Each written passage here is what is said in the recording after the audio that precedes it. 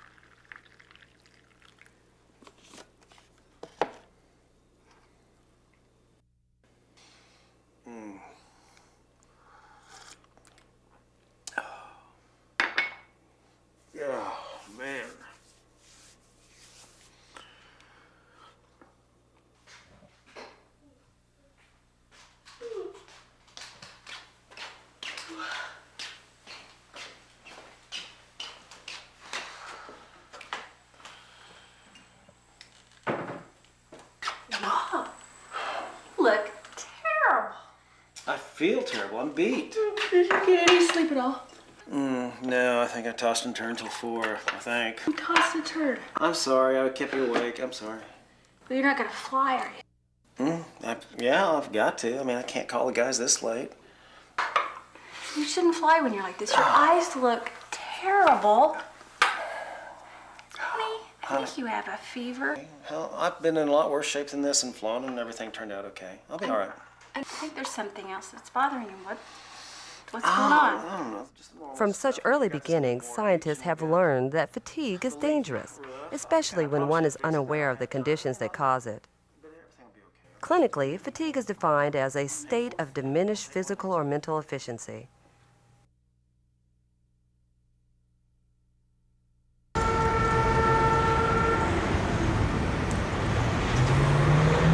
Numerous occupations necessitate that their employees conduct shift work. Businesses are just now beginning to redefine what is considered appropriate work limits aimed at reducing fatigue on the job. In aviation, commercial pilots are familiar with working alternate time periods while factoring in the crossing of multiple time zones and changes in work schedule. However, it must be realized that any pilot that is fatigued before flight and then flies is subject to the same dangers as the commercial pilot flying long legs over multiple time zones. It's important to recognize that employees who work shifts may be affected by both short-term and long-term fatigue.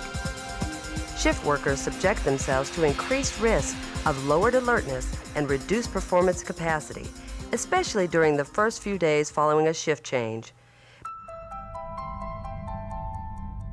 Because of the natural tendency for humans to want to extend the day, it appears that it is better to shift forward in a time change or move clockwise when changing to a new shift.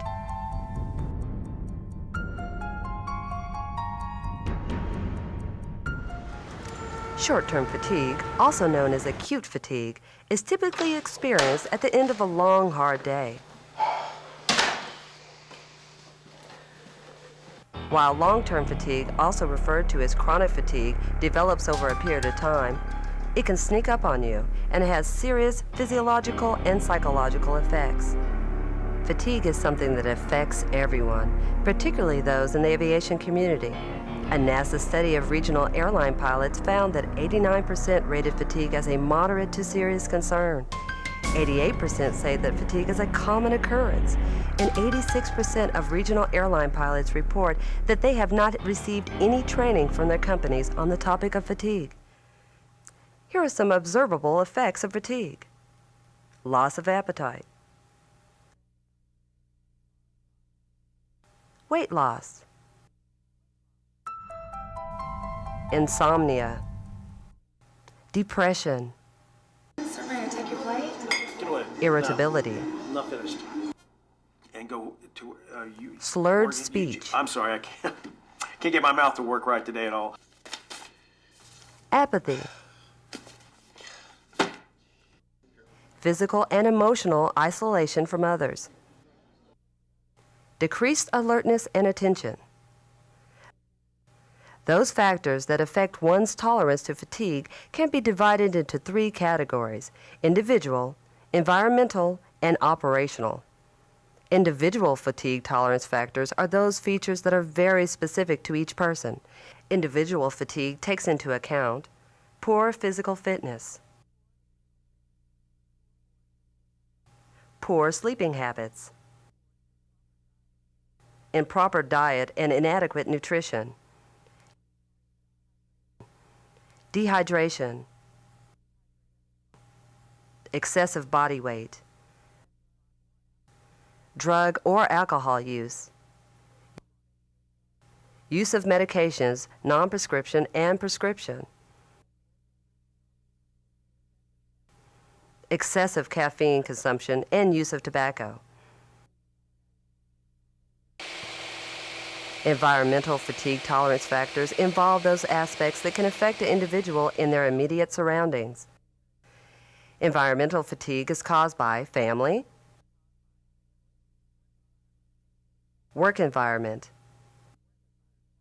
bad weather during flight,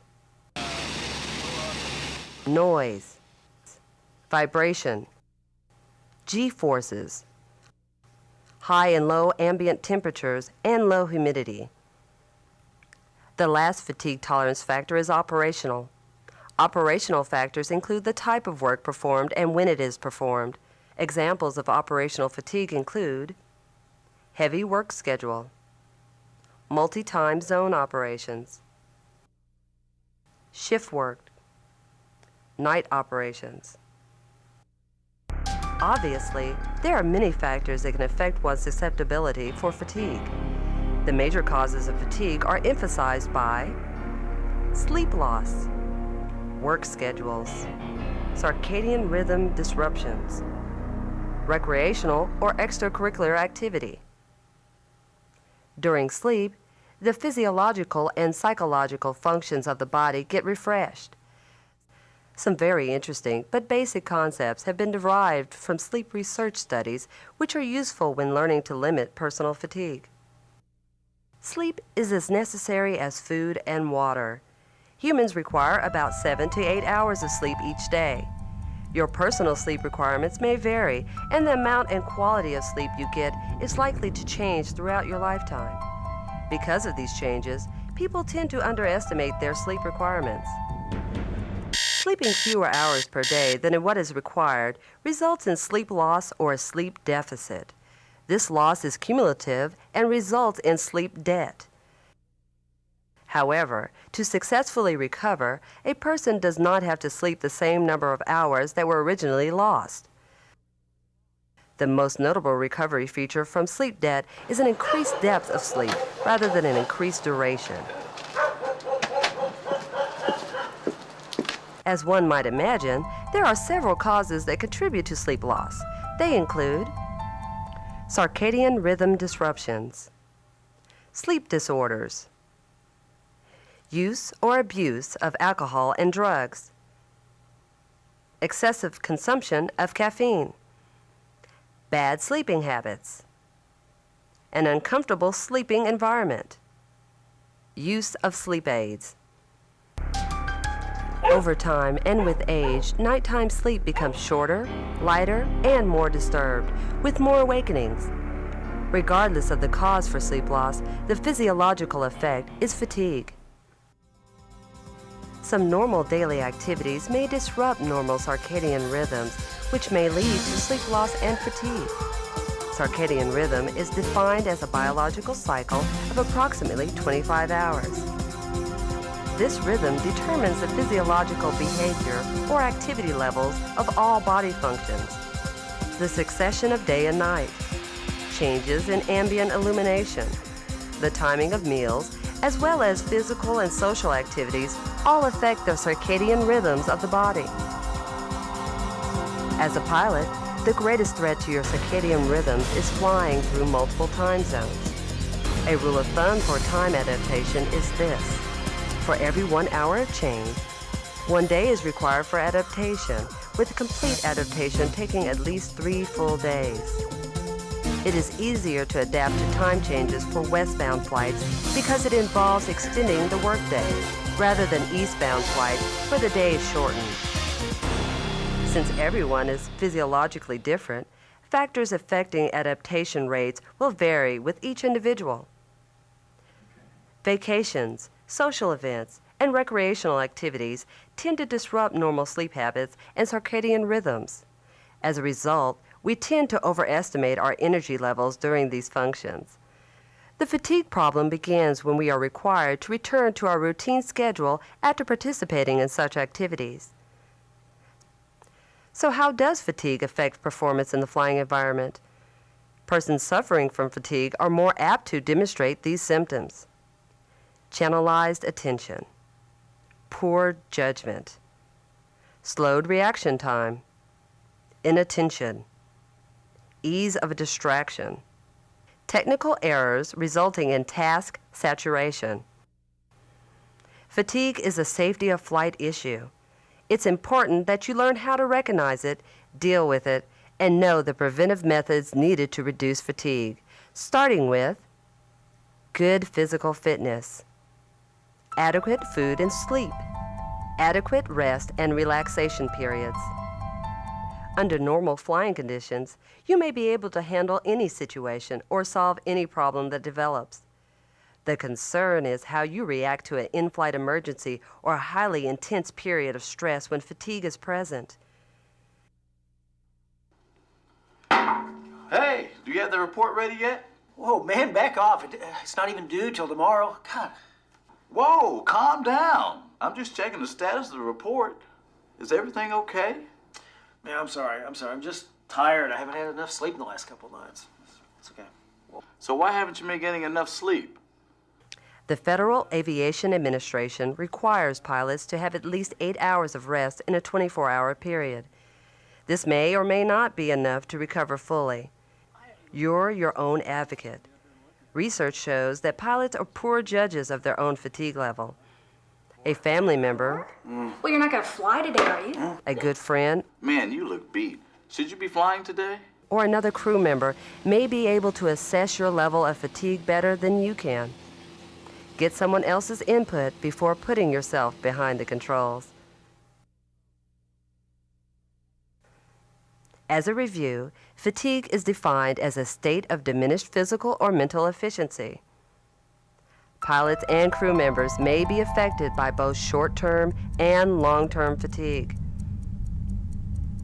Some observable effects of fatigue are loss of appetite, weight loss, insomnia, depression, irritability, slurred speech, apathy, physical and emotional isolation, decreased alertness and attention.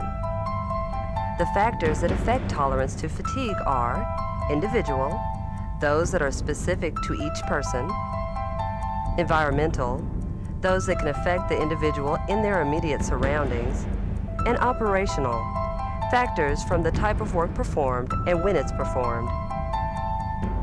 The major causes of fatigue are sleep loss, work schedules, circadian rhythm disruptions, recreational or extracurricular activity. The unfavorable effects of fatigue on flying skills are channelized attention, poor judgment, slowed reaction time, inattention, ease of distraction, task saturation. Pilots are poor judges of their own fatigue level. A family member, a good friend, or another crew member may be able to assess your level of fatigue better than you can. I'll tell you what I'll do. I'll take your flight today. You go home and get some rest. Get someone else's input before putting yourself behind the controls. Fatigue is something that can be prevented by taking appropriate preemptive measures. Plan to get enough sleep. Do what you need to do to ensure quality sleep, even if that means wearing earplugs and an eye mask. Eat well and exercise. Reducing your chance for fatigue potentially reduces costly errors.